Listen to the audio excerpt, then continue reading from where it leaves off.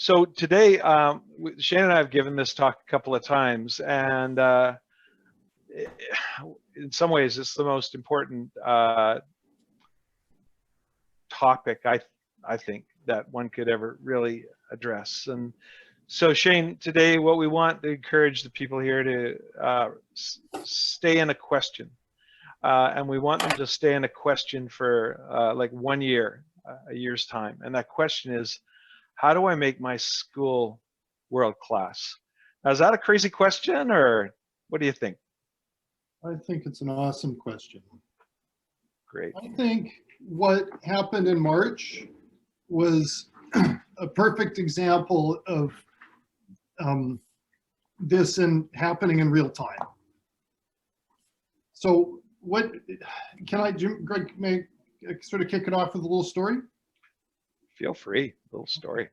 So, COVID drops in March, everyone's freaked out. We're freaked out. Most of the schools we work with are freaked out, just trying to figure out how to cope with this. And what became pretty clear early was that there was a change in delivery model, right, for most of the schools. And so as they identified how to kind of work within this new normal, I would say a strata of our clients very aggressively pivoted to be able to deliver an exceptional experience in this new model. A portion, it was sort of like a fight or flight reaction in organizations. They either aggressively sought to work within that or kind of took a wait and see freeze approach. What we're seeing now in terms of financial performance and growth and kind of like prosperity is the schools that aggressively pivoted, right? They put all their programs online or had contingency plans in past to be able to do that. The ones that were able to pivot quickly, they're killing it. Like, they're doing awesome. They're making more money than ever. They're enrolling more students than ever. I think we're getting better outcomes in a lot of cases than we got before due to, I don't know, it's the gentleman when we were signing in was saying, hey, their attendance is up, the grades are up. Like, the experience for the students has improved somewhat with this new normal. And it never would have happened without kind of COVID. So to me, that's a lesson or a message in kind of world-class thinking.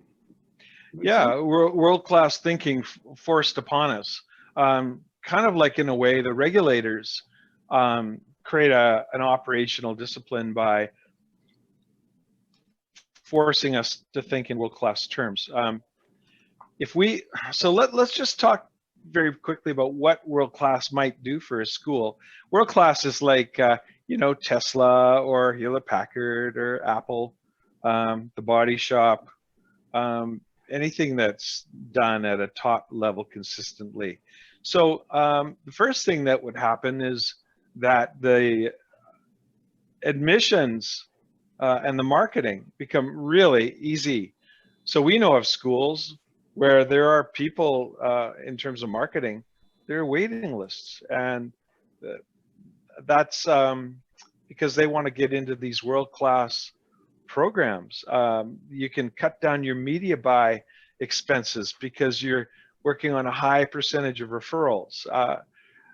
On the admissions side, the admissions advisors don't have to kind of get into that salesy energy. They could just really be pure career counselors and really hunt for fit. Whereas, sometimes if there's a mediocre offering, then it's tougher to create fit because there's pressure to have solid intakes. In terms of staying in school, the grad rates stay exceptionally high, and the employers are lining up to hire the grads. And that's what world class looks like for a career school. And then, of course, the just desserts are the regulators become useless. They're not needed because there's a world-class school that they are dealing with. No matter how hard they can poke and try to find problems, they can't. So that's the advantage of having a world-class school. So Shane, what we're going to do now is we're going to try for a brainstorm. We have a small number of people. We have a dozen people. And so, okay, this has never been done, so forgive us, but here we go. We're going to spend 5 minutes. And Nathan, you're going to partner up with Mary Helen Vickers, right to your left there. And you guys are going to get on the chat room and you're going to land on one idea as it relates to creating a world-class school, as it relates to marketing, okay?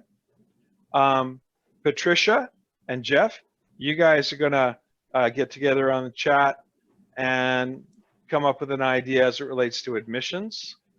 And Daniel and Amanda, you're going to talk about on chat for a couple of minutes on a world-class idea as it relates to pedagogy or education delivery. And Bridget and Jessica, you're going to talk about career services. And we're going to do, let's see, it's 10:22. Let's take 2 to 4 minutes. You guys get on with your respective partners. You know how to use the chat. You isolate the person, you go, and just let's fly at it. And then we're going to call you guys out to share your ideas. Hey, Greg, it's not letting me select in the box down there for everyone. Yeah, it's, yeah. It only has 3 of you guys on there, the co-host, for us to privately chat. Shit. Okay, well then why don't, Shane, what should we do then? What's her plan B? Well, What we'll do is let's share ideas. Let's share ideas. Start with Okay. that. We have our thoughts on this. Yeah. Jessica, let's start with you. Gosh, guys, I thought we had all our chat organized for each other. But let's just... Patricia figured it out somehow. She direct messaged me, I think. Okay. All right. Oh, well, here's how you do it. Oh, no. Never mind. No. All right, Jessica, are you there? You just have to hit under 2 and then the arrow and it shows everybody's names and then you choose who you want to message. Well, I don't get everybody's names. I still only have 3 people in my box. Oh, do you? Yeah. Yeah, same here. I only Okay. have 3 individuals that I can select from. Okay, plan B. Nathan, since you're there, share us an idea. What's rumbling around here for you? We're all going to learn from each other. First thing in the morning. First thing in the morning. Well, one of the things that we try to focus on, especially when you're saying how to make the school world class, is the approach to it all. We were fortunate enough to make that transition, but the hard part that we were coming into is how do you do that instead of meeting in front of somebody? Now you have to do it over the phone and virtually, and it's a whole different experience because of that. Yeah, yeah. Are you using like virtual tours and? Well, currently we do virtual calls, so we do Microsoft Teams for everything. But we have yet to do virtual tours, and I do the training and development for everyone. So I train the new ARs coming onto the campus. Right. So that's my thing. It's where we have to express and give that emotion over the phone, and they can't see that. And that's one of my strongest benefits of what I'm teaching is, hey, we have to do this over the phone. Yeah. You know, and a really juicy way to create bonding over the phone is to set an agenda and in advance of the beginning of the phone call so people can become at ease. And then the second thing is, and this is a small thing, but it's a big thing, and that is to get into a philosophy about searching for fit before promoting the school.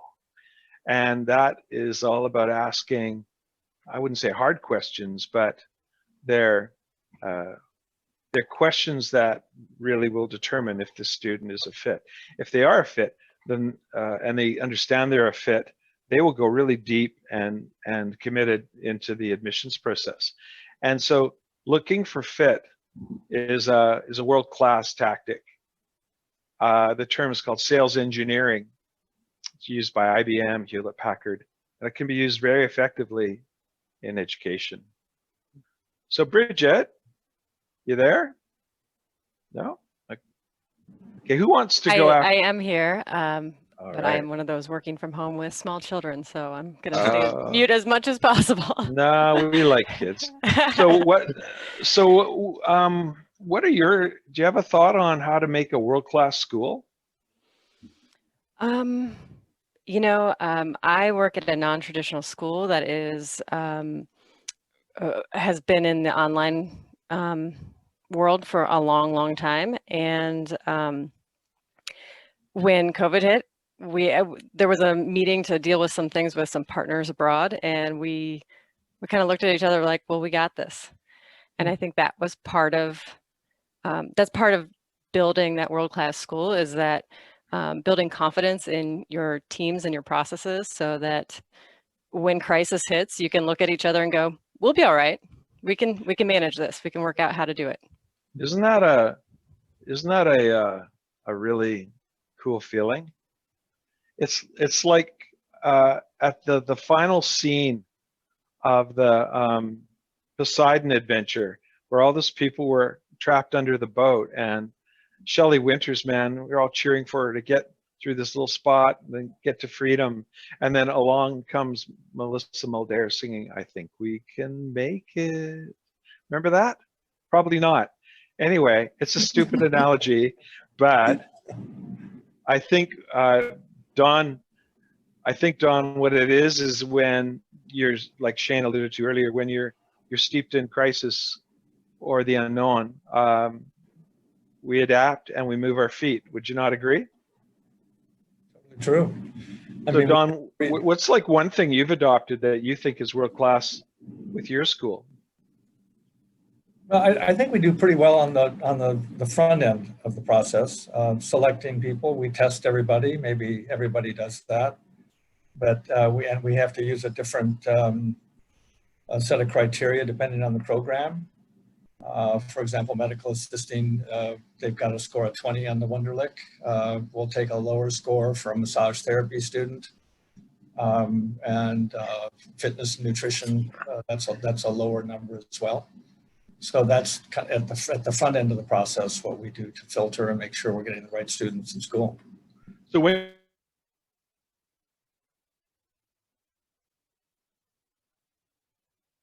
like whether it's Wonderlic or asking good quality questions, how does that play out in terms of delivering education to your students? Well, I mean, I see the acquisition of students and the delivery of the education as being separate. Maybe that's not totally logical, but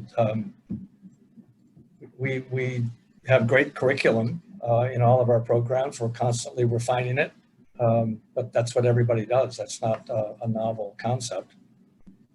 I don't see the connection in your question, Greg, between recruitment and delivering education. I'll speak to that then, Don. Like, we see a lot of schools who will just drop the bar in terms of letting people in, and there's sort of like a myopic kind of a view of let's just get the intake full, and it creates all kinds of downstream problems for faculty, as an example, and fellow students. And I guess really that's what I'm getting at. Oh, how about accreditation and all the rest? I mean, if you've got people flunking out and they're not completing, we have to be selective in who we let into the school, and that's why we tend to have like an 80% completion rate for most of our programs. So Shane, what is going forward, given so many schools are moving to like an online or a blended model, what does world-class look like in terms of lead generation? Yeah, I think what we've observed is the schools and the businesses that are exceptional tend to be mission driven, right? There's something that they've grabbed onto that is a focal point, and it could be excellence in an area of training, like a school that's excellent at doing a specific thing.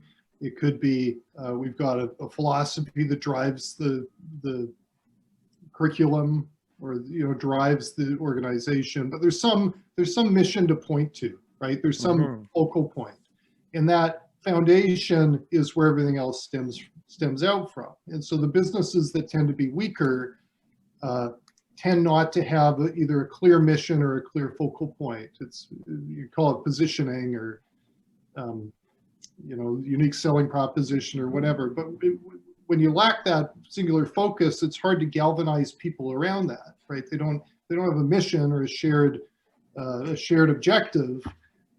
Then it's hard to galvanize people. So, for example, in our business, we've always galvanized around what we call pursue the truth, or pursuit of the truth. And it started as really started as a marketing organization that's moving to being a software organization. But the testing and the intellectual curiosity and the things, the personality traits we value, and the people that are successful here tend to line up behind that creative curiosity. Like, they tend to score very high in open. Oh, Whoops. Shane He's sadly frozen. is gone and cut out, so he'll come back in a moment. Anybody else want to jump in? Mary Helen, being a former journalist, you've always valued intellectual curiosity. And I think intellectual curiosity actually applies for the quality of a school, making it world class in several areas. Do you care to sort of weigh in on that as I put you on the spot? I'm not sure. I don't know how it relates to my having a journalism background, except that writing all those reams of copy over the years came a little more easily to me than some others. I couldn't agree more with Shane about the mission is what matters. And we just took on a niche that wasn't being served, and continued to serve it and refine what we're offering. And so I think that all the systems kind of fall behind the truth of the central fact is that we offer the best curriculum that we can at any time, and that seems to be appreciated. So our admissions is driving people away if we don't think they'll succeed, which used to make Shane crazy. Yeah, well, that's fun to make him crazy. That's good. So again, this themes back to fit. So there's two forces at play, opposing forces. One is, I need to have revenue. I need to be flush. I need to have. There's this one chain, their mantra. They're out of business now. They used to say asses in classes, right? But I think going forward, if you want the regulators off your back, if you want to be world class, it's really seeking fit, as you're saying, Mary Helen, or you have to seek fit, because once that prospect becomes a student, they become your product. Am I right? Becomes. Yes, exactly. Yeah, and then now you interplay with the employers who are hiring your graduates, unless you're going into business for yourself. But that's another thing that schools don't do that they could do in terms We're of 97% employment. Yeah, so you just beat Nathan by 17%. Nathan, there you go. Sorry. And I think one thing that you could aspire to do to be world class is to tie 100 employers into your program. So career schools tend to really ignore the relationship between the school and the employers. Many of them do, and the top performing schools will create a connection with employers, an extreme connection. And in the next session, we're going to be touching on that, how to position working employers backwards. But when you can position and have 100 employers of your phlebotomy program, just thinking you guys are like the best in the world, life then starts working really well. Training dollars start to come to bear, and referrals, back channel referrals happen. And so that's another piece that is really important in terms of being world class. But they will only adopt that if you guys are really vigilant about having a good fit. Can I add The other something, one Greg? was, sorry, Jeff? Yeah, I just like to ask a question to everybody. I don't mean to cut you off, but I can wait till you're done. I just got something I'd like to add. No, go ahead, Jeff. We're when we talk about world class, I think, and I don't know how everybody else's universities or places of businesses work, but world class to me, I mean, your face to your front line is your admissions team. I mean, that's where it's going to start with everybody. If you take care of your admissions, train them, teach them, give them the tools, that's what makes everybody else's programs go. That's how it works for us here. So I think world class starts at your admissions department. And that's where we've provided a lot of training to our admissions people moving forward is we like to refer to as the pain points for the students. You got to find these pain points for the students. You got to let them know it's okay to say no, because so many times we're chasing that student. Okay, where you at? What are you doing? What are you doing? But if you let them know it's okay to say no, or, hey, I'm gonna let you know if this isn't gonna be a good fit for you, you've left a lasting impression in that student one way or another. And we always like to say at the end of the day, it's not about who you pick to go to school. It's just a matter of you're going to go to school somewhere. And I think that's for us where we're at is our admissions team. We take a lot of pride in providing tools and listening and giving them what they need to make us world class, or to achieve that world class. So I don't know, what's your guys' take on that? Anybody want to weigh in on Jeff's comment? Can I just add a comment? I mean, I sort of look at you've got your admissions process. It's similar to your recruitment process. It's your level of satisfaction that your students have, because they will be your ambassadors and they will make you world class because you've picked them right. They've aligned with your vision. They're getting the program that they want, and they're going to end up with the job that they want at the end of it. So it's a bit of an all-encompassing thing, but I think it's really important to reinforce that every student that you've got working with or going to school at your school is going to be your best ambassador to get your next student. And if they have a successful environment and piece, then they're going to end up promoting you and helping you become that world class, because you get that whole alignment of students and of ideas. Yeah, and I guess I would say we've seen schools where they adopted Jeff's philosophy, and there have been people that have not gone to school with that's the admissions rep school, but they still get referrals because they've enjoyed the high quality of the admissions process.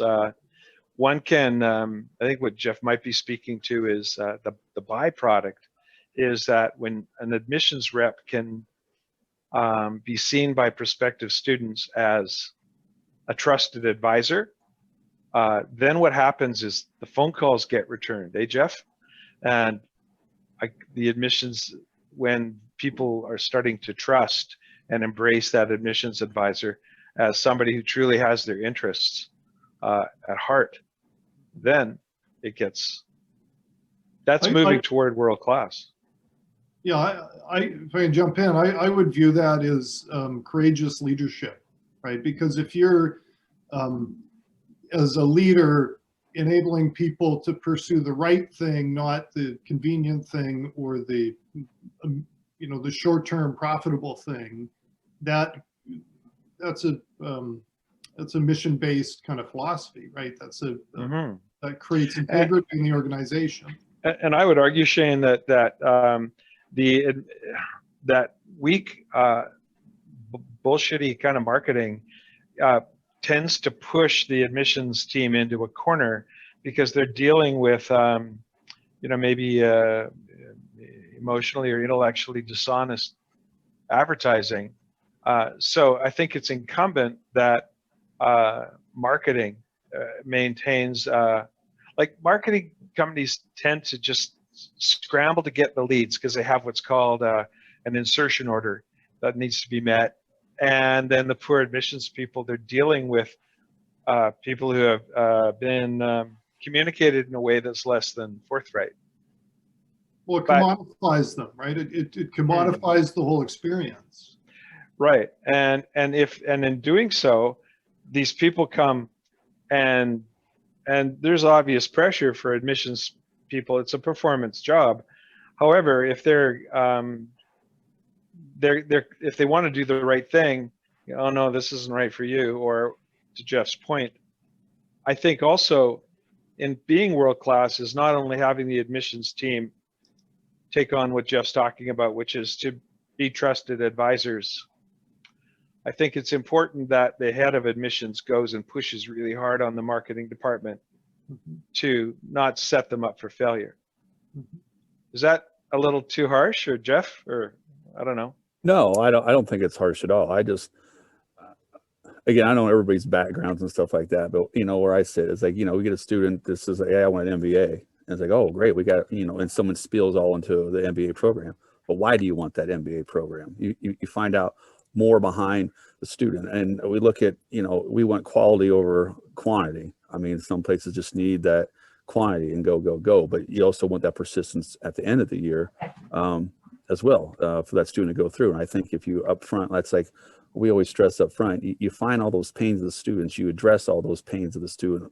What's their concerns? What's their worries? Where they're at, you know, the whole COVID thing going on. That's been a huge thing for that. So that's why if you get down to it and you get those pains from the student, for us, yeah, it might sound like we're spending a lot of time on that, but at the end of the day, the student, like I says, has that trust. You're going to get that persistence and you get that graduation rate. So we have 83 seconds. And then we're going to get like obliterated here. Does anyone have any final little short comments they want to jump in on before we get booted? No? Okay. I do. Okay, Shane. No one else does.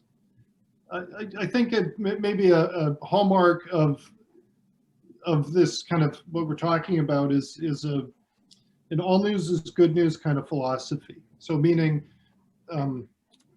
organizations that are effective, they tend to kind of accept reality as it is and pivot accordingly, right? So COVID was a good example of that. Hey, this is a new thing we have to deal with. The ones that get hung up on trying to preserve the past or past successes kind of forgo the opportunities of the future, and it's a trap. It's dangerous. So the world class is pursuing world class is really about pursuing the truth, iterative failure, fail fast, learn from it, and then move your feet. Yeah, it's like a fitness regimen, right? You don't go to the gym once and then go, hey, I'm done, right? That's a forever kind of exercise, as is this.